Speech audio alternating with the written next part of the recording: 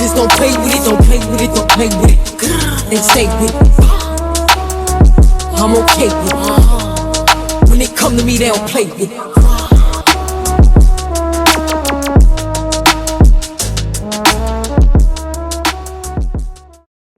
Hello sweeties, welcome to or back to the channel. It's Sugar here, and today we're doing UNICE hair. This is UNICE over on Amazon, and let's see what we got. So you get the wig itself and a goodie bag. So inside of that goodie bag, you get 2 HD wig caps, press-ons, and a melt belt. The hair I will be reviewing is a 24-inch 7x5 closure wig in honey blonde. You see the 7x5 closure, the 2 combs in the front. The glueless band is adjustable and removable. You also get a comb in the back, and it comes with a wig grip, so it's very secure. This is a throw on and go. It has pre-cut lace.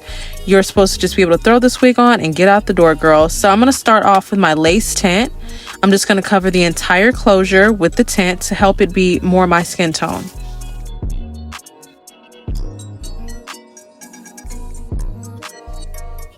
So putting the wig on, you definitely feel the grip and the secureness of it, but it's not too much if you have a sensitive head like mine that everything gives you a headache. It's just a nice secure feel. It's no slippage basically.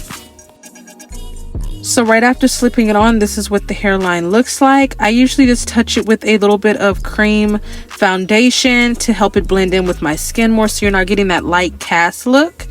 And now I'm going to move on to my wax stick and hot combing the top to make it super flat.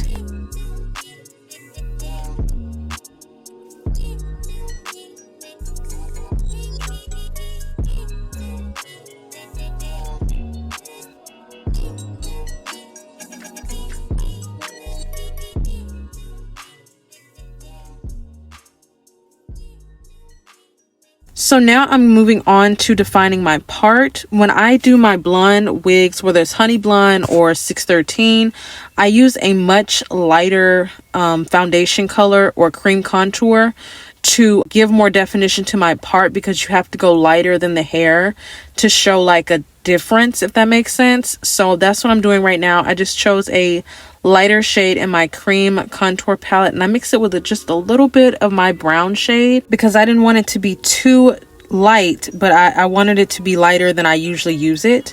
And then I just take it on a angled brush and I just kind of pack it in the part, but be careful, don't get too sloppy with it where it's like on the hair. You just want to define your part.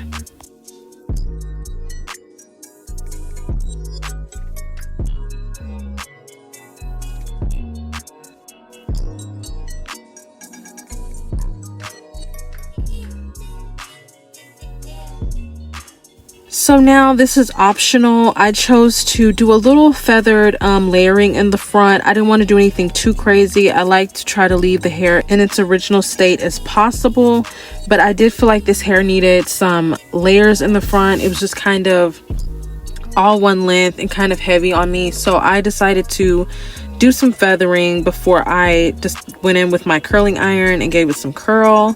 But again, that is optional. You do not have to do that. And now, like I said, I'm just going in with my curling iron, popping some curl in. I did one side on camera and one side off.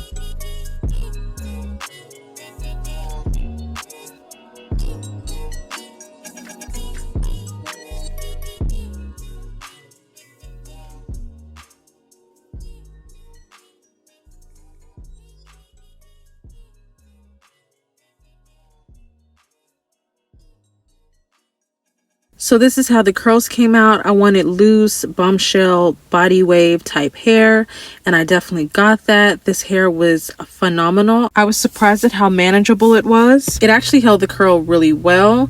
This hair was not really fly away, which I was so happy about. This is how the hairline came out. We're rocking no glue or got to be, and it is truly glueless. Okay, so I went and got it to something a little bit more cozy because that's what this hair was giving me. This hair was really giving me the vibe of the season. You know, all I need is a nice Starbucks latte and I am ready to go. So thank you so much for watching. Don't forget to like, comment, subscribe, hit the bell, and until next time, stay sweet.